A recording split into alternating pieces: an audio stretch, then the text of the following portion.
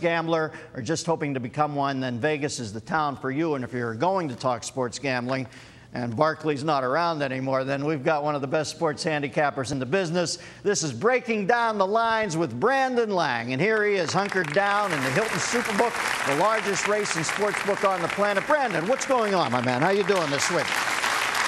Doing good. Got Wheel of Fortune behind me, listening to people with a little bit of money, so always a good thing. All right. Now, last week you split on the Manning boys. You won betting against Peyton and taking the Bolts at home, but you lost with Eli in the Meadowlands versus Roma and the boys.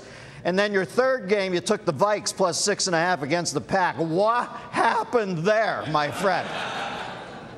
Well, you know, I went up and down the Vegas sports book, busting my butt trying to get plus 34.5. I couldn't get it. Wasn't enough, so not much I can do there. Nobody was giving it out. I remember once I was watching Vitas Gerulaitis. He had lost like 17 times in a row to Ivan Lendl. He finally beat him at the Australian Open. He went into the press conference. He stepped up to the mic and he says, nobody beats Vitas Gerulaitis 18 times in a row.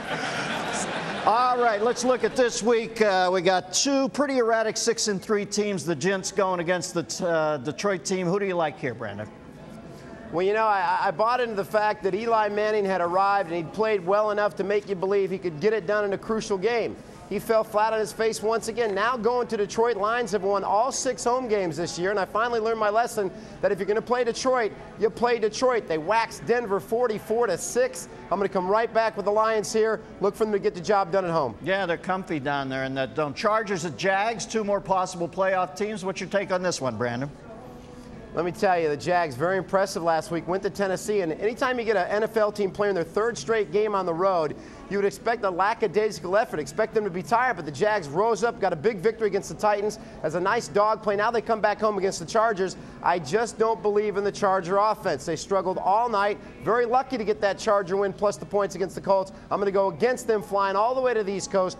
Early start for them. I'm going to get on Jacksonville minus the 3. Yeah, I agree with that one. If Sproles doesn't bring those 2 kicks back, man, they have less than 200 yards total offense down there in San Diego last week, so I agree with you on the Jag pick. Now it's the headline game of the week, the 2 teams with the longest winning streaks in the NFL. Undefeated New England, it's surprising Buffalo. I say Buffalo gets waxed. This looks like a sucker pin to me. 16 points. What do you think, Brandon?